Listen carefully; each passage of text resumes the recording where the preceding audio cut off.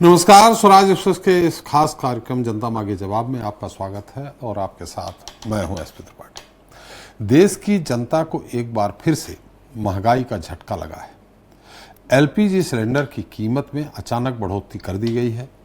सोमवार को इस ऐलान के साथ ही मंगलवार से बढ़ी हुई कीमतें लागू भी हो गई और इस बार बढ़ोतरी 1-2 रुपए नहीं बल्कि सीधे 50 रुपए की गई है। यानी 803 रुपए में मिलने वाले सिलेंडर का रेट बढ़कर 853 रुपए हो गया है। यह बढ़ोतरी प्रधानमंत्री उज्ज्वला योजना के तहत मिलने वाले सिलेंडर पर भी लागू होगी। 503 रुपए में मिलने वाले सिलेंडर के लिए योजना के लाभार्थियों को 553 रुपए चुकाने होंगे। बढ़ती महंगाई के बीच सिलेंडर के दामों में इजाफा आम आदमी को परेशान कर रहा है। इसके विरोध में जगह जगह विरोध प्रदर्शन भी किए जा रहे हैं। इस पर चर्चा जरूर करेंगे, लेकिन उससे पहले बात कर लेते हैं छत्तीसगढ़ की, जहां विश्वास सरकार ऊहापोह की स्थिति में है। दरअसल भाजपा के ही सांसद ने अपनी पार्टी की सरकार को पत्र लिखकर एक ऐसे फैसले की मांग की है जो विरोधी दल यानी कांग्रेस भी कई बार कर चुकी है। मामला छत्तीसगढ़ के 2621 बर्खास्त सहायक शिक्षकों से जुड़ा है, जिन्हें छत्तीसगढ़ हाई कोर्ट ने 16 महीने नौकरी करने के बाद बर्खास्त करने का आदेश जारी किया था। भाजपा सांसद ने बर्खास्त शिक्षकों के समायोजन की मांग के पीछे मानवीय संवेदना को प्रमुख कारण बताया है। भाजपा सांसद के पत्र लिखे जाने के बाद 118 दिन से आंदोलन कर रहे बर्खास्त शिक्षकों को एक बार फिर से सरकारी नौकरी की आस जगी है। आज हम इसी पर चर्चा करेंगे अपने खास पैनल से। आज का मुद्दा है लेटर से प्रेशर।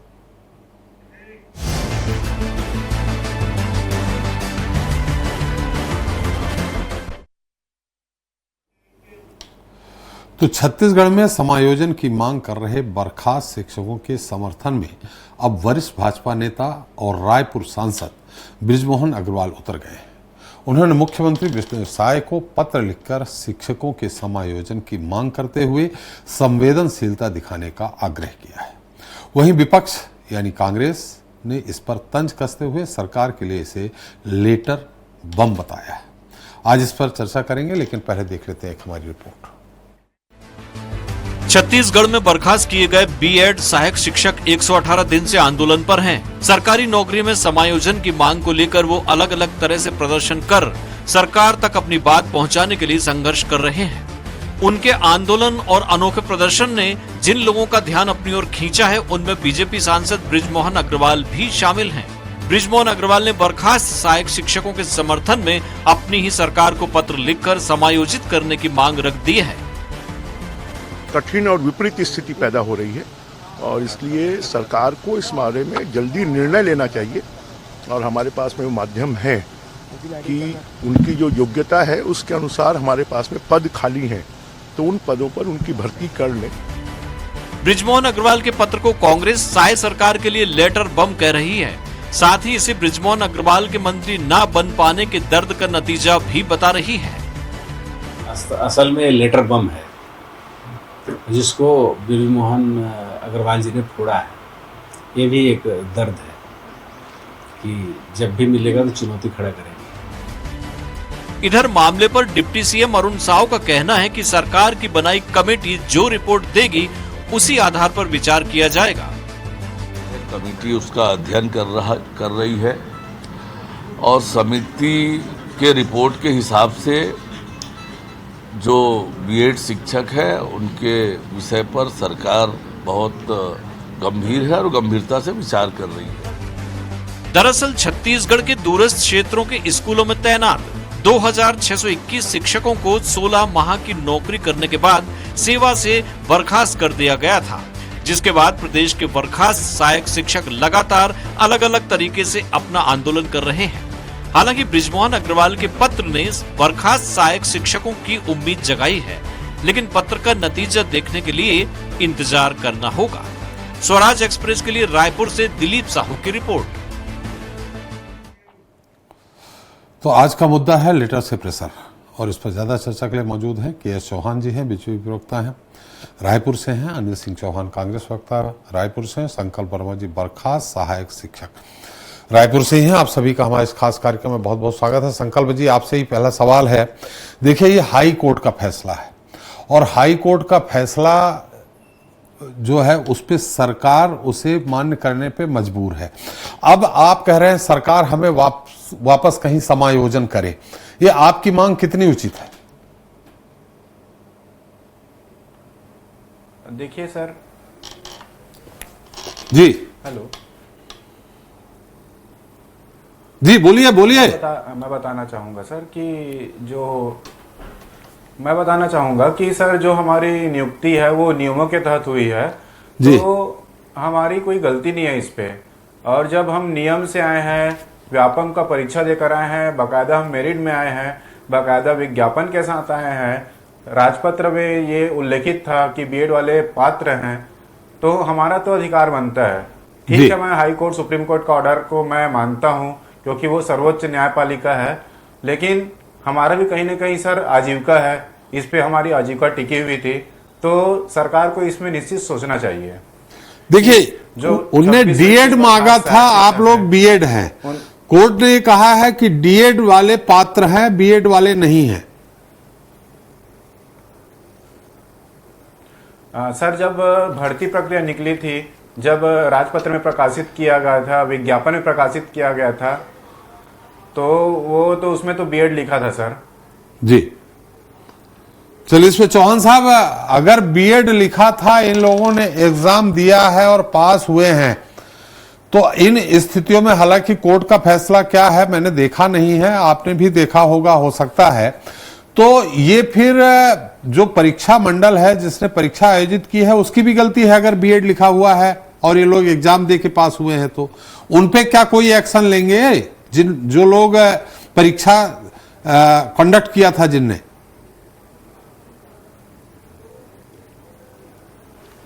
ये जो एड निकला था, जब जी संकल्प जी बोल रहे हैं कि बीएड लिखा हुआ था, बिल्कुल बीएड लिखा हुआ था उसमें जी। और जब ये एड निकला था, भूपेश सरकार ने ये एड निकाला था और उसमें बीएड और डीएड दोनों लिखा हुआ था।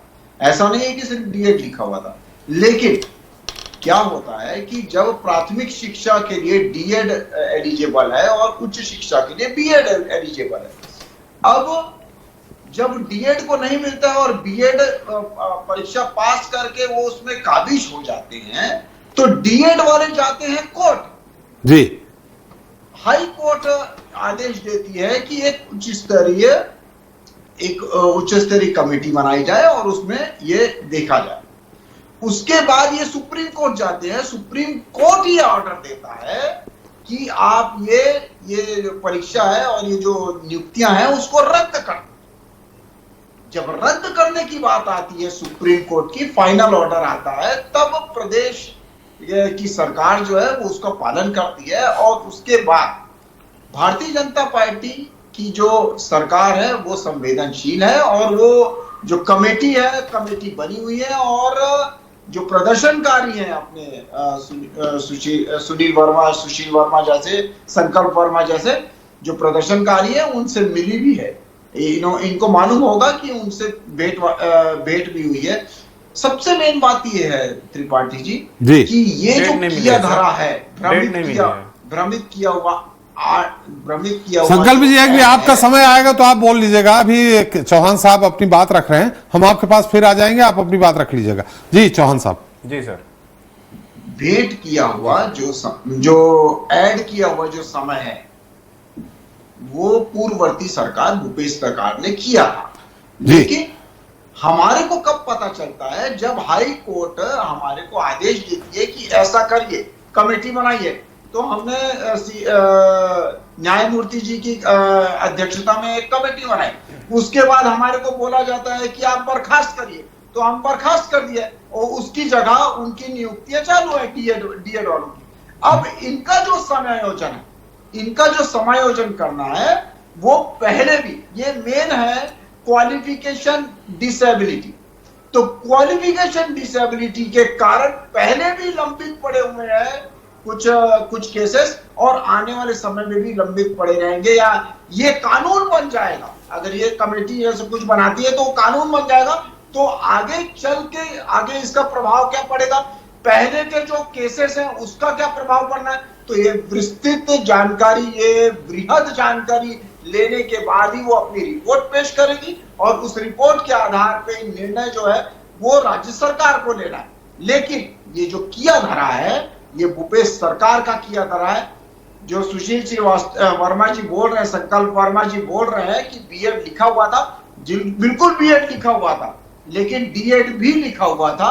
अब डीएड वाले बीएड की तो नौकरी नहीं पा सकते हैं, लेकिन बीएड वाले डीएड की नौकरी पा सकते हैं। संकल्प वर्मा जी अपने आप में एकदम सही है, लेकिन जो कोर्ट ने ऑर्डर दिया है, कोर्ट के ऑर्डर के हिसाब से ही विष्णुदेव साई की सरकार को चलना पड़ेगा। जी बिल्कुल सही कहा चौहान साहब, कोर्ट के ऑर्डर के अनुसार ही चलना चलेगा। अनिल जी, जैसा कि चौहान साहब का सब कुछ किया धरा आपकी सरकार में है। दूसरा, आप लोग कह रहे हैं इनका समायोजन हो, 2651 लोगों के भविष्य का सवाल है। इन स्थितियों में अगर मानवीय तरीके से अगर बृजमोहन जी अपनी सरकार से मांग करते हैं, देखिए मांग कोई भी कर सकता है, विपक्ष करता है, सत्ता पक्ष वाला भी कर सकता है, उसमें आपको राजनीति का तड़का लगाने की क्या जरूरत पड़ रही? तंज कस रहे हैं कि लेटर बम, प्रेशर बम, ये सब करने की क्या जरूरत है भाई? 2651 लोगों के भविष्य का सवाल है, उसमें राजनीति ही करनी चाहिए थी।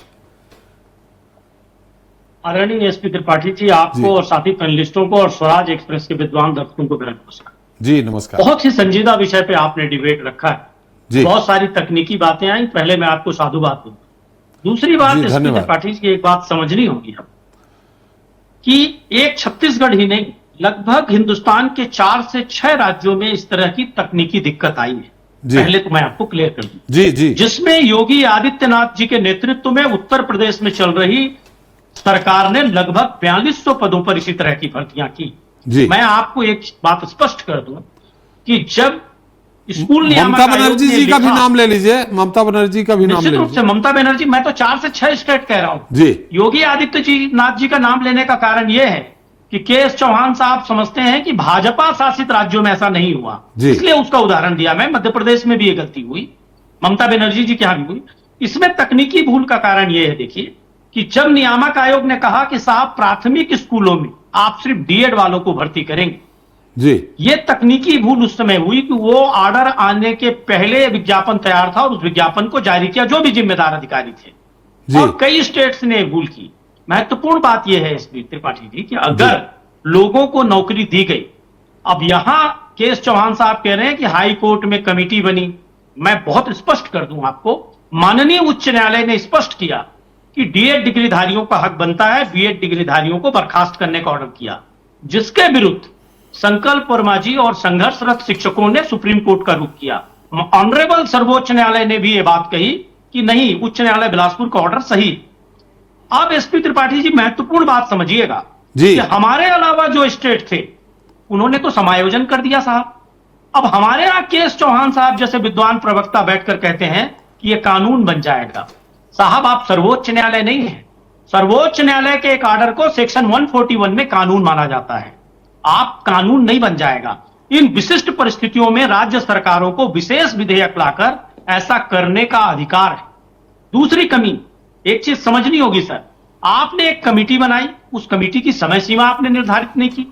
ये जो लगभग 2700 युवा हैं जिनको नौकरी खोनी पड़ी है, कई लोगों की एज बार्ड हो गई है, कई बीपीएल परिवारों से हैं, मिडिल क्लास फैमिली से हैं। बृजमोहन अग्रवाल जी ने बहुत स्पष्ट चिट्ठी में लिखा है कि हमारे पास वैकेंसीज खाली हैं, विधि में प्रावधान है, तो संवेदनशीलता से इसका हल किया जाना चाहिए। और आदरणीय त्रिपाठी जी, मैं बहुत स्पष्ट कर दूं, राज्य सरकारों को इसका अधिकार है कि अगर उनको लगता है कि तकनीकी रूप से कुछ कमियों के कारण हमारे युवाओं का भविष्य बर्बाद हो रहा है, तो इस कमेटी को एक समय सीमा निर्धारित करते और जैसे हमारे पैरेलल दूसरे स्टेट ने किया, उनका अध्ययन कर लेते और उसके बाद उस कमेटी की सिफारिशों के अनुसार एक विशेष विधेयक लाकर इनको इनकी योग्यता के अनुसार दूसरे विभागों में या अन्य पदों पर इनकी नियुक्ति की जा सकती थी। सवाल संवेदनशीलता का है। दिक्कत इस बात की है कि जब भाजपा का ही कोई नेता संवेदनशीलता, राजधर्म, निष्ठा, प्रेम, भाईचारा, सद्भावना ये पाठ भाजपा को पढ़ाता है, पता नहीं क्यों इनको ये पाठ पढ़ने को तैयारी नहीं है। साहब, ये इतना गंभीर विषय है। आप एक तरफ कहते हैं हम सुशासन दिवस मनाएंगे, सुशासन अभियान चलाएंगे, एक तरफ लगभग हमारे 3000 शिक्षक कभी सर मुड़वा रहे हैं, कभी नंगे पैर चल रहे हैं, इतना आंदोलन कर रहे हैं, उनके परिवार प्रभावित हो रहे हैं। छत्तीसगढ़ का कहीं ना कहीं गरिमा आहत हो रही है और आप एक सेंसिटिव स्टेप लेने को तैयार नहीं है और आप बहाना ऑनरेबल कोर्ट का लेते हैं, बहाना आप कमेटियों का लेते हैं। तो बहुत स्पष्ट कर दूं त्रिपाठी जी, सरकार संवेदनहीन है और आज बृजमोहन अग्रवाल जी जैसे सांसद को भी पत्र लिखना पड़ा है तो उनको यह पता है कि जो तकनीकी रूप से इस विषय को समझते हैं, कल वो लोग उन पर भी लांछन लगाएंगे कि साहब आप क्यों चुप बैठे थे, आप भी तो बोल सकते थे। तो उन्होंने अपने कर्तव्य की इतिश्री का प्रयास किया है, लेकिन मेरा मानना यह है उनको इस मामले को प्रधानमंत्री तक को आवश्यकता होने पर अवगत कराना चाहिए, सेंट्रल की लीडरशिप को भाजपा के अवगत कराना चाहिए और इतिश्री नहीं करनी चाहिए। इन युवाओं को न्याय दिलाया जाना चाहिए क्योंकि न्याय की व्यवस्था भी है। बिल्कुल सही कहा चौहान साहब आपने, और आप मैंने कांग्रेस से मांग की और उसमें बृजमोहन जी ने भी समर्थन किया। मैं वही तो कह रहा हूं कि इसमें राजनीति का तड़का क्यों लगाया आपके अमरजीत भगत जी ने कि लेटर बम, ये तो राजनीतिक मुद्दा हो जाएगा तो बेचारे संकल्प जी जैसे लोग बैठे रहेंगे, इंतजार करते रहेंगे। ये भी अच्छा सवाल है आपका जी। इसमें लेटर बम की बात आपको बता दूं, बृजमोहन अग्रवाल जी इतने सक्षम नेता हैं कि वो लगा सीधे सोशल मीडिया में आप लोगों के पास आने की बजाय केंद्रीय नेताओं से, चूंकि वो सांसद भी हैं साहब, लोकसभा की बैठकों में भी जाते हैं, प्रधानमंत्री को बोल सकते हैं, मुख्यमंत्री को सीधे बोल सकते हैं, लेकिन वो कहां गए हैं? मीडिया में गए। उन्होंने एक सार्वजनिक पत्र लिखा है, ये उनके दर्द को बयान कर रहा है कि साहब मेरी भी नहीं चल रही है, साहब मुझे भी मंत्री पद से हटा के लुप लाइन में भेज दिया गया है। नहीं तो मैं ये समझता हूं कि वो सक्षम नेता हैं, वो चुपचाप भी जाकर प्रयास कर सकते थे और इस बात को मनवा सकते थे। ये इशारा करता है कि भाजपा में भी लोग असंतुष्ट हैं। ऐसे ही कानून व्यवस्था को लेकर पुरंदर मिश्रा जी ने चिट्ठी नहीं लिखी, धर्मलाल कौशिक जी ने चिट्ठी नहीं लिखी, सीमेंट के दामों को लेकर चिट्ठी नहीं लिखी गई, ऐसे ही भूमाफिया को लेकर चिट्ठी नहीं लिखी गई। त्रिपाठी साहब इस इशारे को समझना होगा कि कहीं ना कहीं ये नेता कहना चाहते हैं कि भैया आम जनता ये समझ लो कि हमारी भी नहीं चल रही है या हमारा भी एक दर्द है। मैंने राजनीति का तड़का चौहान साहब लगाएंगे ही, आप बड़े सीरियस अंदाज में आप लगा रहे हैं राजनीति का तड़का। मैंने बहुत स्पष्ट तौर पे अपनी बात रखी है और आप बहुत विद्वान पत्रकार हैं, आपकी विद्वता को नमन करता हूं और मैंने यही कहा है जो स्ट्रेट फॉरवर्ड आपके विद्वान दर्शकों को भी समझ में आएगा कि ये बात प्रासंगिक है या नहीं, या मैंने सही विषय को छुआ है या नहीं। अब उसका फैसला तो आप करें। चलिए चौहान साहब, आप काफी देर से कुछ कहना चाह रहे हैं और दोनों लोग चौहान साहब हैं तो हम के.एस. चौहान जी से बात कर रहे हैं। बहुत बढ़िया उन्होंने तड़का लगाया है और साथ में हमको भी लपेट लिया है, इसलिए अब आप ही उत्तर दीजिए, मैं कोई सवाल नहीं कर रहा हूं। और संकल्प जी मैं आता हूं आपसे सवाल करता हूं। जी चौहान साहब।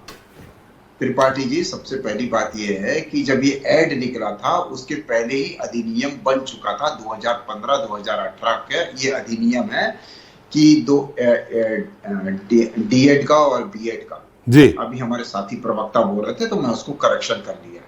अब रही बात बृजमोहन अग्रवाल जी, मुझे आप ये स्पष्ट कर दें साथी प्रवक्ता कि कांग्रेस ये क्या मानती है कि बृजमोहन अग्रवाल जी ने राजनीतिक वश ये लेटर लिखा है कि उनकी संवेदनशीलता है एज ए जैन प्रतिनिधि, एज ए छत्तीसगढ़िया होने के नाते उनकी संवेदनशीलता है, इसके लिए लिखा है? आप किस तरफ जाते हैं?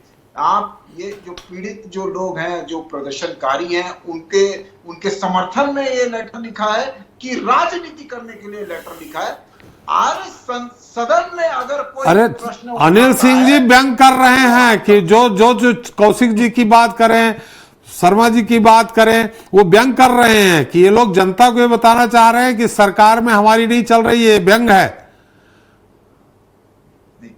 मैं ये बोलना चाहता हूं त्रिपाठी जी कि अगर सदन में कोई प्रश्न पूछता है, अब आप लोग तो प्रश्न पूछते नहीं है ना, आप तो बैकआउट हो जाते हैं, आप तो प्रश्नकाल में बैकआउट हो जाते हैं। ऐसा कभी छत्तीसगढ़ में नहीं हुआ, लेकिन आप प्रश्नकाल में बैकआउट हो जाते हैं।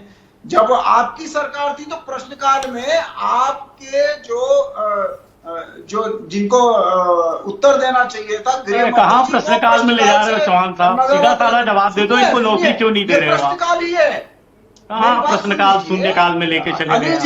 अनिल जी मैं निवेदन कर रहा हूँ, आदरणीय विषय पे बता दीजिए। बेचारे शिक्षक, हमारे सम्मानित शिक्षाविद आपसे आशा भरी निगाहों से देख रहे हैं कि आप भी कहेंगे कि मैं भी मुख्यमंत्री जी से निवेदन करूंगा, तो आप विषयांतर कर रहे हैं। चलिए चौहान साहब, के.एस. चौहान जी कर लेंगे, निवेदन कर लेंगे। अनिल जी सुन लीजिए, थोड़ा सा निवेदन कर लेंगे वो। जी अनिल जी, मैंने आपकी बहुत गंभीरता पूर्वक आपकी बात सुनी है, उसका उत्तर देने का हक मुझे है कि नहीं है? नहीं, आपको पूरा हक है साहब। दूसरी बात, त्रिपाठी जी, मेन बात यह है कि किसी भी चीज को राजनीति के साथ जोड़ देना ये गलत बात है। हाँ, हमारे बृजमोहन अग्रवाल जी संवेदनशील एक जनप्रतिनिधि हैं, नेता हैं वो, और सभी के पीड़ा सुख और दुख के साथी हैं।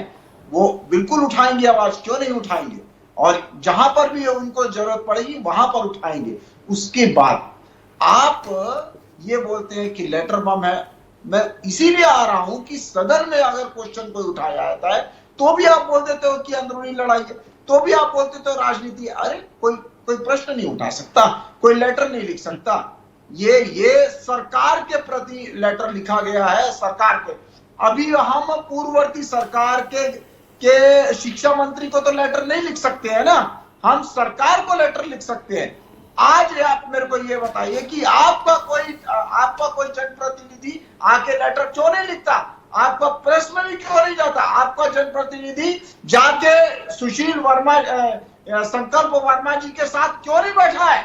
ये बताइए। क्योंकि आप बैठने के लायक नहीं हो, आपका बीज बोया हुआ है, आपने भ्रमित किया हुआ है। 2015-18 का अधिनियम खोल के देखिए, उसके बाद ये ऐड निकला हुआ है। आपने बीएड और डीएड आपने भ्रमित करने के लिए सभी चीजें की और उसके बाद आए। मैं मानता हूं कि दूसरी जगह भी हुआ होगा, लेकिन चौहान साहब के.एस.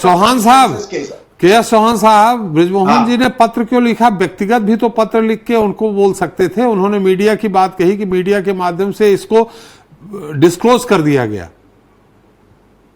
नहीं, देखिए, अगर मान लीजिए पत्र लिखा है तो वो छुपाने के लिए नहीं लिखा हुआ जी। ये एक जनता का मामला है, पारदर्शिता रखी है उन्होंने। क्यों नहीं देंगे? अगर उन्होंने मुख्यमंत्री जी को पत्र लिखा है और उसको मीडिया में दिया है तो क्या प्रॉब्लम है?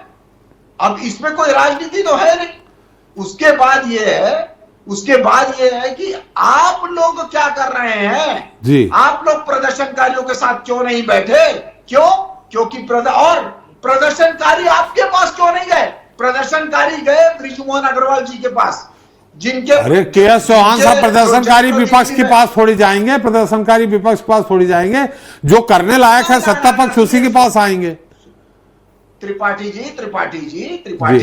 जी, एक सहयोग की नाते अगर वो सरकार में जाते तो सरकार के पास जाए ना, सरकार के पास जाए। और सरकार के पास गए, संकल्प वर्मा जी से पूछ लीजिए, सरकार के अधिकारियों के पास गए कि नहीं गए, वहां पर गए कि नहीं गए, पहले गए। उसके बाद अगर ये नेता किसी के पास गए तो भारतीय जनता पार्टी के नेता के पास गए, कोई कांग्रेस नेता के पास क्यों नहीं गए? और कांग्रेस नेता, अरे भाई, सरकार आपकी है तो आपके पास आएंगे ना, सरकार आपकी है तो आपके पास आएंगे। बिल्कुल गए हैं, बिल्कुल गए हैं, क्यों नहीं गए हैं? बिल्कुल गए हैं।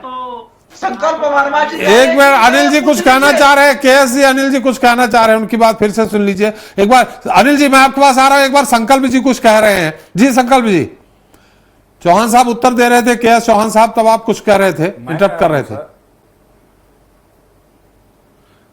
जी, मैं कह रहा हूं सर, जब हमने सुप्रीम कोर्ट में और हाई कोर्ट में हमने जब लड़ा था तो सुप्रीम कोर्ट के जज ने सीधे पूछा था कि क्या 3000 को बचाने का कोई योजना है सरकार के पास, लेकिन वहाँ सरकार के पास कोई ऐसी योजना नहीं थी। यदि वहाँ कुछ सरकार अपनी हलफनामा प्रस्तुत कर देती तो शायद वहाँ हम बच सकते थे। ठीक है, वो सुप्रीम कोर्ट से निर्णय आ गया, लेकिन हाई कोर्ट में भी जब कंटेम्प्ट का केस चल रहा था तो वहां भी जज ने पूछा था कि किसी को नौकरी से निकालना समस्या का समाधान नहीं है, उनको कहीं ना कहीं किसी पद में समायोजित किया जा सकता है। जी। रही बात हमारी धरना सर लगभग 116 दिन की चल रही है और हम सरकार से अनुनय विनय ही कर रहे हैं। जी।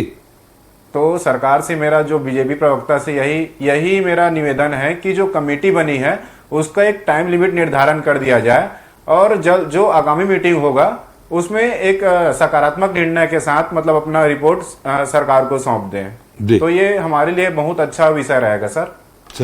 चलिए, के.एस. चौहान साहब जी करेंगे। अनिल जी भी रिक्वेस्ट कर रहे हैं कि भाई आप भी निवेदन करिए मुख्यमंत्री जी से। जय अनिल जी। मैं तो एक ही चीज कहूंगा आदरणीय, आप बहुत विद्वान है और मैं मानता हूं स्वराज न्यूज बहुत विद्वान दर्शकों का एक अरे सर बार बार क्यों लपेट रहे हैं हमको सर?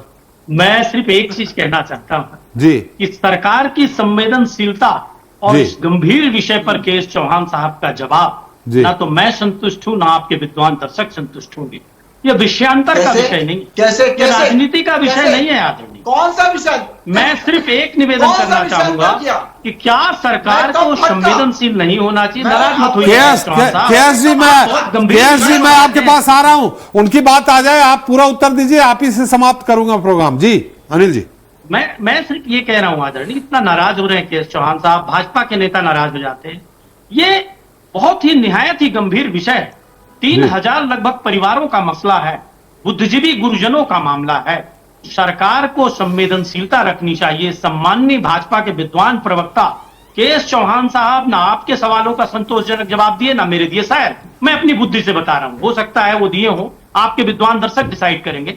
मैं मानता हूं देखिए कि इस विषय को संवेदनशीलता से अगर सरकार हल करती, कमिटी की एक टाइमलाइन होती, साहब इतने समय में आप रिपोर्ट दो, और उसके बाद जैसा कि माननीय उच्च न्यायालय और सर्वोच्च न्यायालय के आदेशों से भी स्पष्ट होता है कि उनकी भी मंशा इनको हटाने की नहीं थी या इनका समायोजन के विरोध में नहीं है। ना संतोषजनक जवाब सर्वोच्च न्यायालय में दिया गया, ना रिव्यू पिटीशन लगाई गई सरकार द्वारा कि हम जवाब दे देंगे या हम ऐसा कर लेंगे कोई वैकल्पिक व्यवस्था। सवाल इच्छा शक्ति का है और सवाल इतने संवेदनशील मसले पर तार्किक बातों को करने का है। यह कहना कि फलाने समय में कुछ महीने पहले कानून आया था फिर भी हुआ, तो कई सरकारों में हुआ। मैं कहता हूं अगर कोई जिम्मेदार अधिकारी है कार्रवाई भी कर दीजिए। कोई मुख्यमंत्री नहीं कहता साहब ऐसे युवाओं को गुमराह कर दो आप, लेकिन इन बुद्धिजीवी शिक्षकों को अब इनको इतने संघर्ष के बाद और इंतजार नहीं किया जाना चाहिए। जिस दिन सरकार इस दिशा में आज भी ठोस निर्णय ले लेगी, विपक्ष उसका स्वागत करेगी। कांग्रेस का यह मानना है कि स्वस्थ लोकतंत्र के लिए, छत्तीसगढ़ की गरिमा के लिए, इन परिवारों के हितों के लिए सरकार को अब भी संवेदनशील हो जाना चाहिए और इस गंभीर मसले पर ठोस कार्रवाई करनी चाहिए। राजनीतिक बयानबाजी और कुतर्क करके विषय को विषयांतर करने से कहीं ना कहीं हम सब आहत हैं और केएस चौहान साहब के जवाब से भी मैं आहत हूं। इसलिए नहीं कि उन्होंने मुझे ठेस पहुंचाई, इन शिक्षकों को ठेस पहुंचाई, नीति और नियमों को ठेस पहुंचाई, संवेदनशीलता को ठेस पहुंचाई है उन्होंने। अनिल जी अब उत्तर ले लें, बात होनी चाहिए। समय कम है, उत्तर ले लें। केएस चौहान साहब बहुत अच्छे से सुने, आपकी हिंदी बहुत अच्छी है अनिल जी। जी केएस जी। त्रिपाठी जी मैं एक बात कहना चाहूंगा। जी जी केएस जी। जी बोलिए संकल्प जी, बोलिए। संकल्प जी कुछ बोल रहे थे। मैं बोल रहा था सर कि जी संकल्प जी समय कम है, जल्दी बोलिए सर। जो बृजमोहन अग्रवाल जी जो आज लेटर पत्र प्रेषित किए हैं, हमने उनको पूर्व में भी जब केस चल रहा था तो हमने 4 बार माननीय मंत्री महोदय जब वो शिक्षा मंत्री थे तो उन्हें हम इस समस्या से अवगत कराए थे। उन्होंने भी हमें आश्वस्त किया था कि आपको कहीं ना कहीं पद में समायोजित किया जाएगा। आज उन्हीं बातों का असर है कि आज वो मतलब माननीय मुख्यमंत्री महोदय को पत्र लिख रहे हैं। तो मैं सरकार से यही निवेदन करता हूं कि सर जो आपने कमेटी बनाया है उसका एक टाइम लिमिट जी वो आपने कर लिया संकल्प जी। चौहान साहब थोड़ा समय कम है, अभ्यर्थी हैं संकल्प जी समय कम है जी। चौहान साहब एक टाइम लिमिट कर दीजिए, टाइम लिमिट कर दीजिए केएस साहब। देखिए त्रिपाठी जी, ये जो काम है ये पहले नहीं हुए जी, कि पहले जब हो गए रहते और हमारे को ये मालूम रहता है कि ये 2 महीने या 3 महीने में काम निपट जाएगा और हम उस हिसाब से टाइम लिमिट दे दें। हाँ, मैं ये प्रवक्ता होने के नाते नहीं बोल रहा हूं, मैं एक कमेटी का मेंबर जो है उन लोग से अगर पूछेंगे आप, अगर वो पहले काम हो चुके हैं तब टाइम लिमिट दे सकते हैं। लेकिन ये पहली बार काम हो रहा है छत्तीसगढ़ में, और कितना विस्तृत और कितना बृहद है ये काम, ये आपको मैं पहले भी बता चुका हूं। लेकिन मैं ये बोलना चाहता हूं कि साथी प्रवक्ता अभी बोल रहे हैं तो इनके ज्ञान चक्षु अभी खुल रहे हैं। जब ये इनकी संवेदनशीलता उस समय कहां गई थी जब ये ऐड निकाल रहे थे, ये इनकी संवेदनशीलता। चलिए अब इनने गलती कर दी मान लीजिए। 2 काउंसलिंग आपके समय में हुई है साहब, 2 काउंसलिंग आपके सरकार बनने के बाद हुई और शिक्षकों की नियुक्ति हुई है। कुछ भी राजनीतिक बयानबाजी मत करिए। चौहान साहब यहाँ टोटल एक सवाल है, टाइम लिमिट, कमेटी की टाइम लिमिट करवा दीजिए बस, चूंकि समय समाप्त हो रहा है, प्रोग्राम समाप्त करूंगा। देखिए, भारतीय जनता पार्टी बहुत ही ज्यादा संवेदनशील सरकार है और संकल्प वर्मा जी जैसे युवाओं का, शिक्षकों का, बुद्धिजीवियों का जो समय है वो भारतीय जनता पार्टी बहुत अच्छे से समझती है और इसको जल्द से जल्द इसको निपटाने की कोशिश कर रही है और बहुत ही संवेदनशीलता के साथ इसमें लगी हुई है। 4 महीने से तो समझ रहे हैं आप। चलिए, समय आपको चौहान साहब समय हमारा चूंकि एक टाइम की प्रतिबद्धता है इसलिए समय समाप्त हो गया है। बहुत बहुत धन्यवाद। मैं उम्मीद करता हूं कि एस चौहान साहब कि आप बहुत जल्दी आप भी अनुरोध करेंगे और आप कुशल प्रवक्ता हैं, आपका अनुरोध स्वीकार करेंगे ही मुख्यमंत्री जी। और एक टाइम लिमिट जो संकल्प जी बार बार कह रहे हैं कि जो कमेटी है उसके टाइम लिमिट आप करवा दीजिएगा तो बेहतर होगा। बहुत बहुत धन्यवाद के एस चौहान साहब, अनिल सिंह जी आपका और संकल्प जी आपका हमारे साथ चर्चा में शरीक होने के लिए और अपना अमूल्य समय देने के लिए। तो हमने चर्चा की छत्तीसगढ़ की, जहां 16 महीने तक सरकारी नौकरी करने वाले बर्खास्त सहायक शिक्षकों के समर्थन में भाजपा सांसद बृजमोहन अग्रवाल के लिखे पत्र को बर्खास्त शिक्षक एक उम्मीद की किरण के तौर पर देख रहे हैं। हालांकि इस मामले में आगे ये देखना दिलचस्प होगा कि कानूनी पचड़े में पड़ी 2621 नौकरियों पर राज्य सरकार क्या फैसला ले पाती है। क्या इन बर्खास्त शिक्षकों को सरकारी नौकरी में समायोजित करना सरकार के बस में होगा या फिर संसद का पत्र और सड़कों में आंदोलन कर रहे बर्खास्त शिक्षकों को सिर्फ निराशा ही हाथ लगेगी। ये तो रही बात छत्तीसगढ़